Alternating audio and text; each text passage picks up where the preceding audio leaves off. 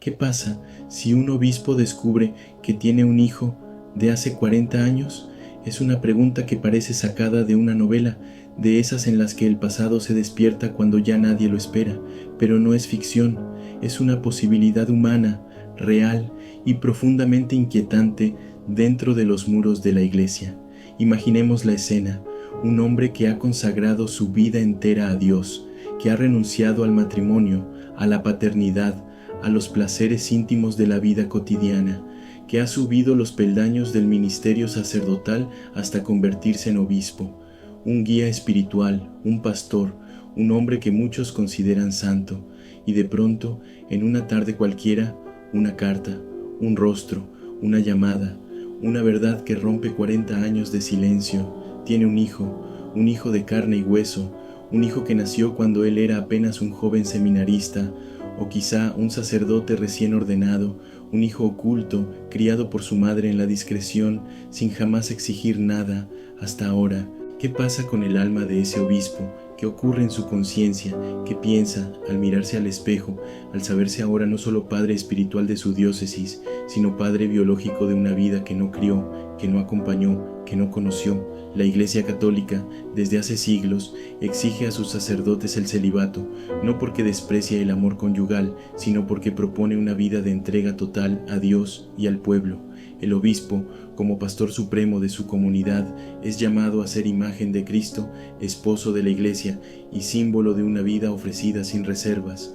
Pero la realidad humana es más compleja que cualquier norma escrita.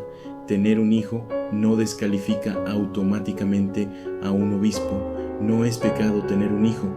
El pecado, si lo hay, está en cómo ocurrió. Si fue fruto de una relación clandestina, de una doble vida, de una traición al voto del celibato, entonces el escándalo es más profundo, porque no solo hay un niño no reconocido, hay un testimonio roto, una confianza vulnerada. La Santa Sede ha enfrentado casos similares en tiempos recientes. Aunque no son públicos en su mayoría, sí se han conocido algunos. En 2019, el Vaticano reconoció la existencia de un documento interno que instruye a los sacerdotes que tienen hijos a dejar el ministerio para ocuparse de sus responsabilidades paternales. El documento es claro: el bienestar del niño debe ser lo primero. Pero ¿qué pasa si ese hijo aparece 40 años después, cuando ya es adulto, cuando no necesita manutención, pero sí, ¿verdad? ¿Qué ocurre cuando no busca dinero, sino reconocimiento? El obispo, ante esta revelación, tiene pocas salidas. Puede negarlo, puede silenciarlo, puede recurrir al peso de su dignidad episcopal para ocultar lo que fue, pero también puede hacer algo radical: decir la verdad. Imaginen la escena: una homilía. El obispo sube al ambón, respira hondo y confiesa a su pueblo que hace décadas, en la juventud, antes de comprender del todo el alcance de su vocación, fue padre, y que ese hijo que no pidió nacer ha tocado ahora a su puerta.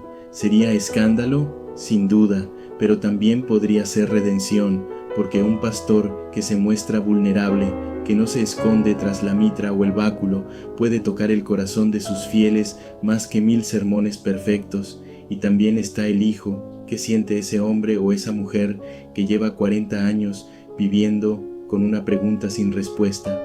¿Qué significa saber que su padre es un obispo, que su existencia fue el fruto de un amor prohibido o de una debilidad escondida?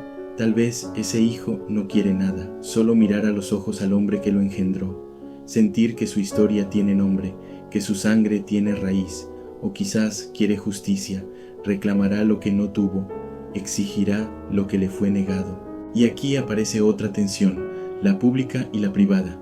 El obispo es una figura pública. Todo lo que haga, lo que diga, lo que calle, impacta en la vida de miles. Pero la paternidad es íntima, es profunda, es humana. ¿Cómo se reconcilian esas dos esferas?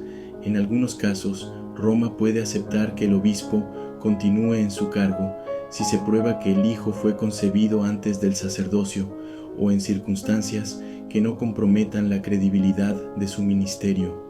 Pero si hubo encubrimiento prolongado, mentiras sostenidas o daño moral evidente, se abre el camino a la renuncia, y no es una renuncia cualquiera.